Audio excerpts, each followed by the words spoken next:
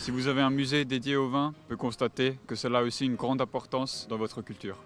Cité de vin, un musée qui se trouve à Bordeaux. Le musée a été inauguré en 2016 et il y a environ 400 000 visiteurs par an. Mais pourquoi un musée de vin à Bordeaux? Le vin avait eu une très grande importance pour Bordeaux comme la principale source de revenus. De plus, après Aliénor d'Aquitaine s'est marié le futur roi d'Angleterre, Henri II, et un commerce hors taxe était mis en place. Mais pourquoi les viticulteurs produisent du vin aujourd'hui? François Allaire va nous répondre. Bonjour, on est donc au Clos Abilly. C'est une des plus petites propriétés de Saint-Émilion, donc il y a 1 hectare.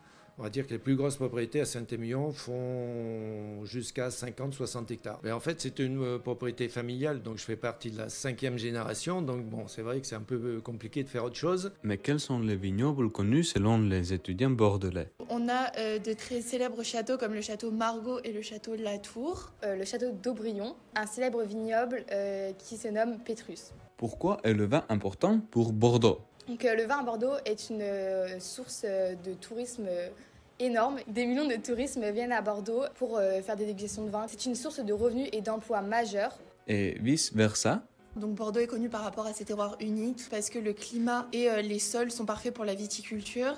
Sa diversité avec le vin rouge, le rosé, les vins blancs et les liquoraux de grande qualité et sa place dans le marché mondial. Donc Bordeaux, c'est le centre d'exportation majeur des vins de grande qualité dans le monde. Bordeaux est réputé pour ses vins prestigieux et de bonne qualité qui sont parfois renommés même en termes de luxe. Et alors, comment fabrique-t-on du vin? À Saint-Émilion, vous avez 2 types de ramassage de raisins. Vous avez la machine à vendanger et puis après l'autre partie qui va vendanger à la main. Nous, on vendange en cagette. Voilà. Donc on va préciser un petit peu plus au niveau des qualités de vin, de raisin, parce que si on peut le vendanger et l'avoir en baie entière, c'est quand même mieux que de l'avoir un petit peu plus écrasé.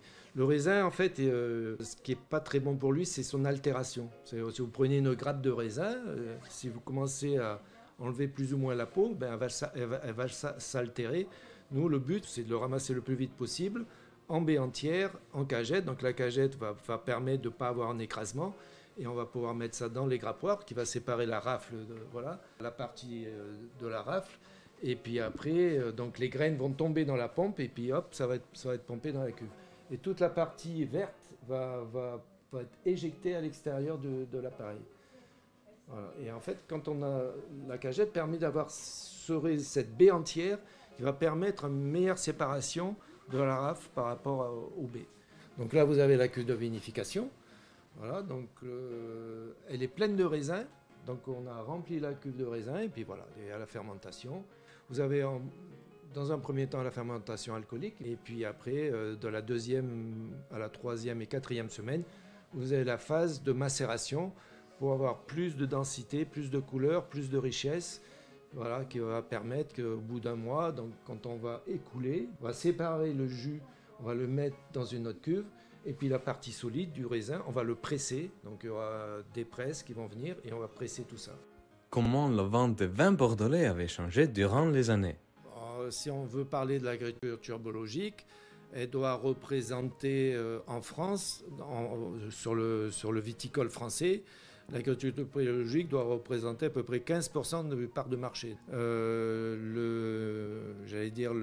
négoce bordelais était très présent. 80-90% des vins étaient vendus par l'intermédiaire du négoce. Petit à petit, les viticulteurs ont choisi de vendre leurs vins eux-mêmes. C'est notre cas. Donc on a toute palette de salons qui nous permet de vendre le vin directement aux consommateurs, en ouvrant aussi notre propriété donc au public. Donc on vend sur place, mais on vend aussi, on va dire, une grosse partie de la production, on le vend à travers la France. Quel vin bordelais on se trouve en Estonie? Même si on ne produit presque pas de vin nous-mêmes, le vin bordelais est très populaire en Estonie. Les vins bordelais sont généralement de 10 jusqu'à 20 € en Estonie. Si on veut goûter des vins plus prestigieux, il faut être prêt à payer plus de 200 à 1000 € par bouteille. À Selver, par exemple, on y trouve plusieurs bouteilles de 10 à 15 €. Par contre, au restaurant de vin Dominique, on peut choisir une grande variété de vins de plus prestigieux de Bordeaux. Le vin à Bordeaux est un des aspects culturels les plus importants. Avec plus de 5400 viticulteurs, Bordeaux est la ville qui produit le plus de vin au monde. Cette immense production nécessite aussi des clients loyaux qui sont aussi prêts à payer beaucoup juste pour une bouteille.